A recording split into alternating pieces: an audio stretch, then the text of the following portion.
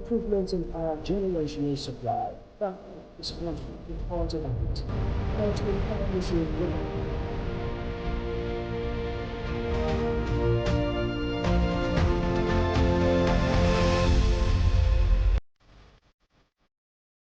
Hello everyone, it's glad to have you join us on another edition of Dateline. Trust us to keep you apprised of critical housing news and the state of the nation. My name is Joyce Omoso. A warm welcome to you.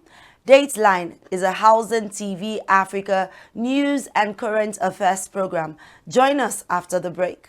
Visit Housing TV Africa on YouTube and click on the subscribe button. Subscribe to Housing TV Africa to stay updated on latest happenings in Nigeria's housing sector.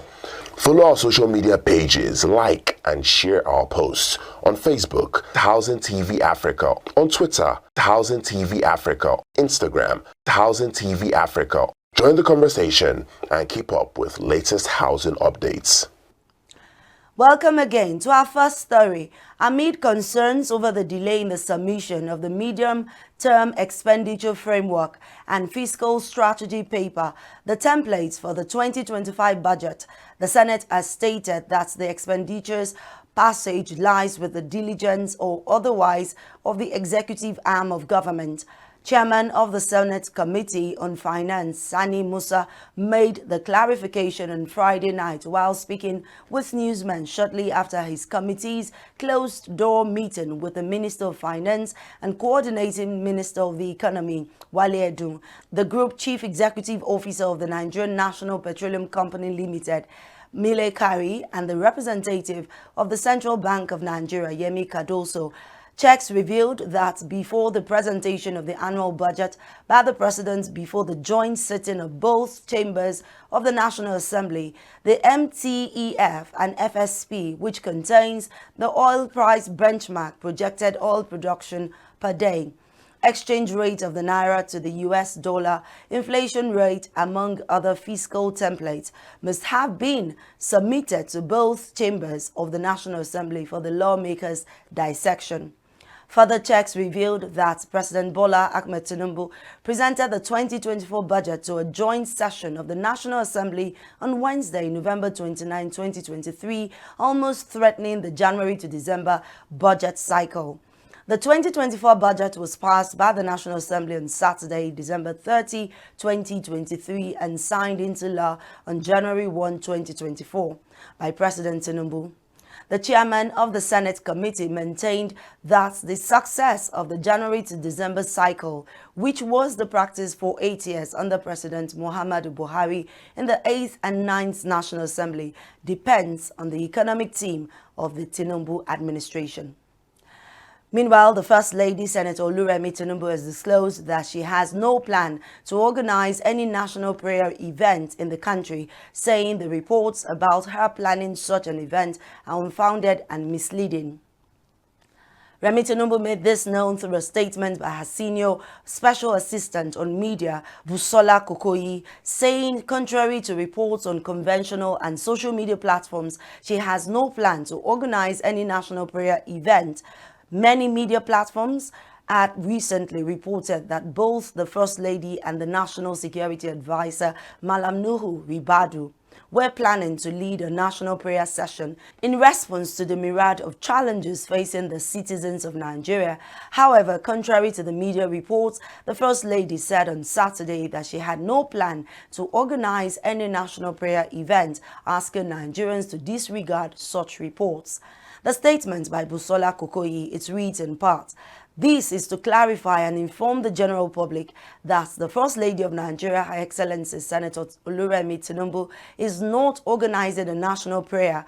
The news doing the rounds in some conventional and social media platforms, according to her, are unfounded and misleading.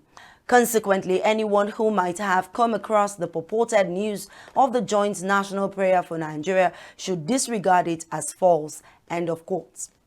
A support group of former Vice President Atiku Abubakar, the Nigeria Youth for Atiku (NYFA), has urged President Bola Tinubu to take steps towards reducing the cost of energy and interest rate in order to de-escalate the hardship and hunger currently ravaging the country.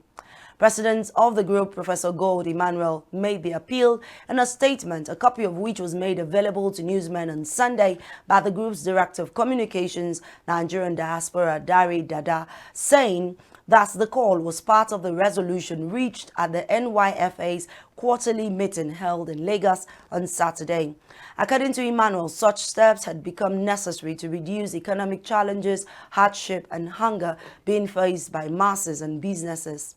Speaking further, the NYFA president equally called on the APC-led government to come down from their high horses and consider taking a cue from the economic advice offered by former Vice President Atiku Abubakar. According to her, the APC-led government should take the advice because Atiku is a seasoned administrator and entrepreneur who has mastered the economic demography of Nigeria and understands how things can be done better. The High Command of the Nigerian Air Force, NAF, on Sunday said that a series of intense and independent air interdiction missions initiated by the air component of Operation Fasan Yama to support the armed forces of Nigeria's renewed drive to eliminate all forms of criminality in the northwestern region had resulted in the elimination of scores of notorious terrorists in Zamfara and Kebbi states, respectively. This was contained in a statement made available to defense correspondents in Abuja on Sunday by the spokesperson of NAF, Air Commodore Olushola Akimboyewa. It explained that the first wave of strikes was launched following confirmed intelligence about increased terrorist activities in areas identified as strongholds of notorious bandit warlords who had long terrorized local communities. According to the statement, on 8 November 2024, using advanced surveillance and precision targeting (NFA), NAF assets executed a surprise aerial assault on multiple camps, including the strategic Sangeko location in Zamfara, near the Kebbi border, and Ado Alero's heavily fortified enclave around Asola Hill in Safe local government area. The statement further revealed that the strikes not only obliterated a major arms depot belonging to the infamous bandit leader Ado Alero, but also neutralized many of his fighters. It also added that several kidnapped victims previously held captive by the bandits were able to escape amid the chaos, making their way to safety in Kebbi State. According to the statement, some of the victims who escaped provided testimonies detailing their daring flight to freedom. Meanwhile, troops of the Nigerian Army 6th Division have arrested 19 suspected oil thieves and destroyed 43 illegal crude refining sites in the Niger Delta. Also, the Army said its operatives confiscated about 260,000 liters of stolen products during a series of operations in 4 states of the region. The acting Deputy Director of 6th Division Army Public Relations, Jonathan Juma, disclosed this in a statement issued in Port Harcourt on Sunday. Danjuma said the operations were carried out in Rivers, Akwa Ibom, Bayelsa, and Delta State. The statement added that the fight against illegal oil bunkering operations in the region had been progressing with several successes achieved. As contained in a statement, it reads in part, in the operations conducted between 4 to 10 November 2024, troops dismantled over 43 illegal oil bunkering hubs, arrested 19 economic saboteurs, and confiscated over 260 liters of stolen products. In addition, over 11 vehicles, 21 boats, as well as 11 motorcycles used for stealing crude were demobilized. End of quote. Now, former Deputy National Chairman of the People's Democratic Party, PDP, Chief Olabode George, has called on Lagos State Governor Babajide Sanwo-Olu to regulate street trading in the state, saying that he avoids subjecting traders to inhuman treatment by security men in the name of enforcing a ban on street trading. George made this call in an open letter written to Governor Sanwo-Olu, a copy of which was made available to newsmen on Sunday, noting that it was an act of wickedness in the 21st century for government officials to be treating street traders who were just trying to survive like bandits, armed robbers, and terrorists in Lagos State. The PDP chieftain, while condemning the act, explained that the essence of governance is to alleviate the suffering of the masses, but quickly said it was surprising to hear the government announcing that its Environmental Sanitation Corps arrested no fewer than 63 people for allegedly crossing the highway and engaging in illegal street trading.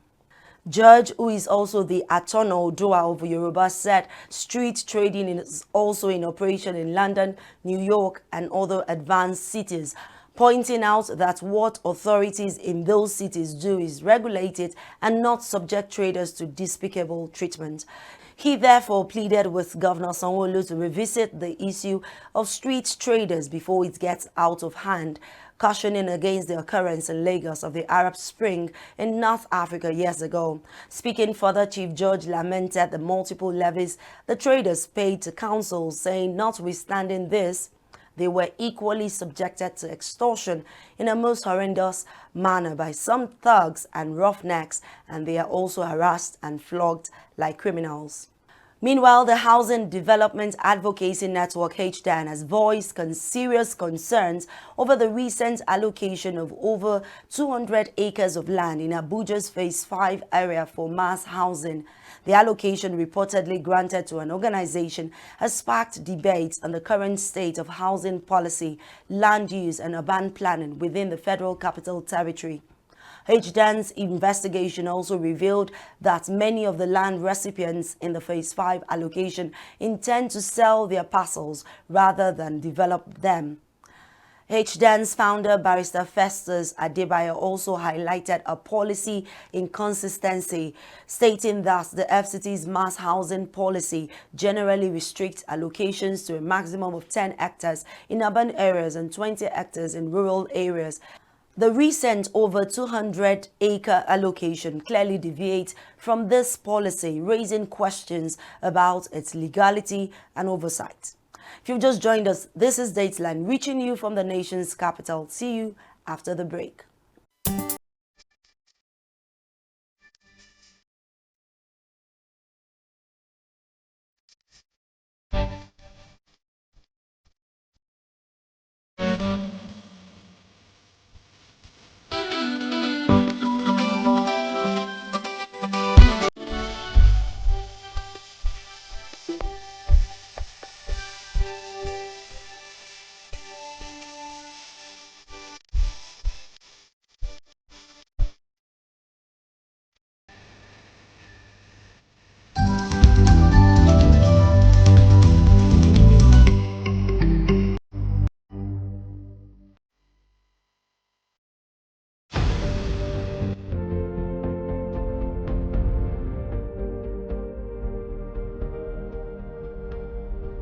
Improvements in power generation and supply. That is supposed to be part of it. Part of power is in living.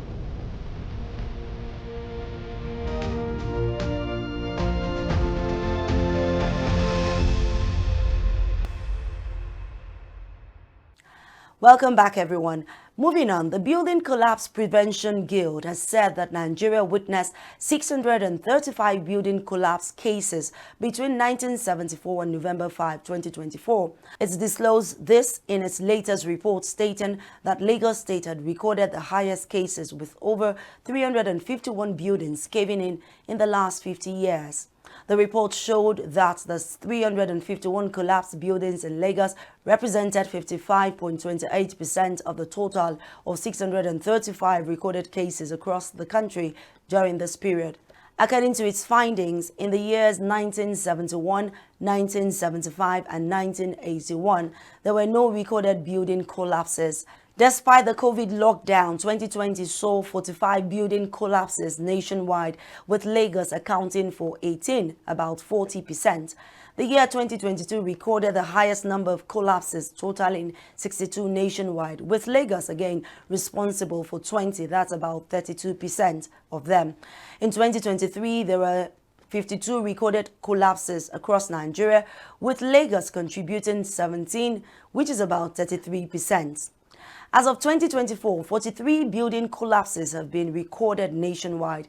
Lagos has seen 12, Anambra and Abuja 5 each, Kano 4, Jigawa and Plateau 3 each, Osun, Rivers, and Delta 2 each, and Niger, Abia, Edo, Oyo, and Ebonyi 1 each.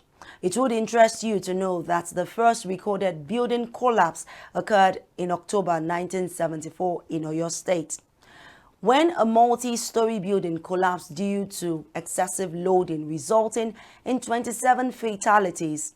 The tallest building collapse took place in Lagos on 1st November 2021, tragically killing 52 people.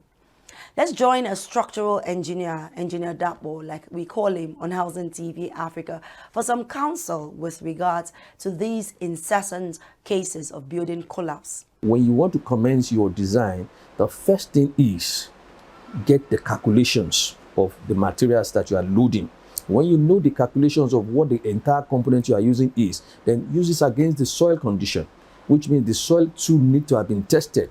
Can I load this load on this soil? Will it take it? And some of the collapse you are even seeing in recent time for new buildings are overloading on the soil that cannot take it. Poor soil assumption. And that's why you see at the development authorities, they are asking for soil reports. And this soil report should not be done by cracks who don't know what to do. It should be done by people that will evaluate the geotechnical situation of the soil and give you the strength of the soil on which you want to load a certain load. So these are paramount things that a sound-bred and thoroughbred engineer must know. In fact, there are rule of the thumb that even before you go into critical design, you will know this soil is not going to be able to take this. So you will have to change the foundation type. Every structural engineer, first of all, before you commence your design, must have a soil test. This soil test is what tells you what the condition of the strata is. Apart from that, you must ask from the owners of the structure you are designing, just like the architect will have given you, what the end intended use of the structure is. There are structure we design as residential that at the end of the day, the owners of the structure will convert back to commercial. The loadings we put when we are doing our calculation for residential is different from the loadings, the life load, for example, from commercial. A building designed as residential converted to commercial complex is now being loaded beyond the intended use. So these are some of the factors we consider. We also consider the various materials we are going to use, which is a function of the height of the building. The higher you are going, the more the load is increasing, the more also the foundation must expand on which you are going to rest the anchor, the load to the substructure. And most importantly, environmental conditions such as wind load. When you go higher, you have to consider wind load. You have to consider the flood plain. What's the flood situation in that area? You need to know whether water is predominantly available, coming towards the foundation, rising from the foundation. All these and many more are some of the things we put into consideration. The engineering society have been trying their best. Current has been trying their best. You find out in all the state now, there is a current monitoring team that goes to check this construction. However, the cracks are still at it. When I say the cracks, the people that are not professionals are the ones that are getting these jobs. Now, when you give someone that is not in the building line a construction job to do, he's just a contractor. He doesn't have the sound engineer that will check whether the design that they have even been given is correct. Not to talk of implementing it on site. We are bound to have these structural failures that is leading to this collapse. Ordinarily, engineering designs of buildings are designed to a limit state of minimum 100 years. If everything is gotten right from the design stage, the use of materials on site, the strength of the materials, the right materials, these buildings are not supposed to be under stress. But when the design is gotten right and on site, the materials is not gotten right, the kind of material that is specified is not what is being used. You'll find out that sometimes when we design and we said, space the reinforcement at 150 center to center, the contractor that doesn't understand the reason why the engineer says 150 will take it to 200 and sometimes 250. Now, you are already increasing the stress of that component.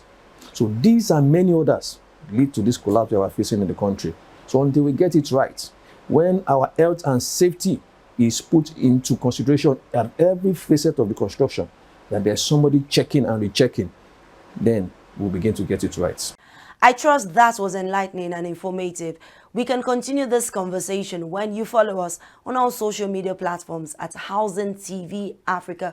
Do not forget to visit www.buyhouseniger.com. Remember to download the Housing TV mobile app on Google Play Store and App Store.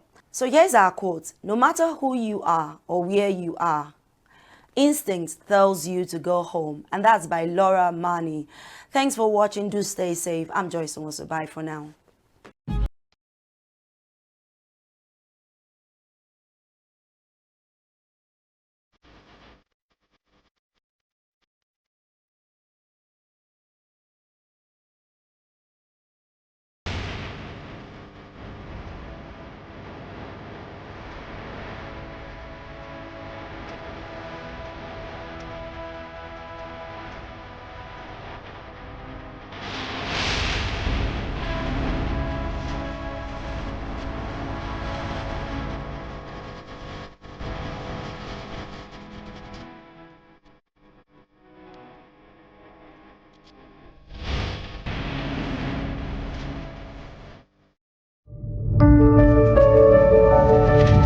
Housing TV Africa, your first in housing development broadcasting.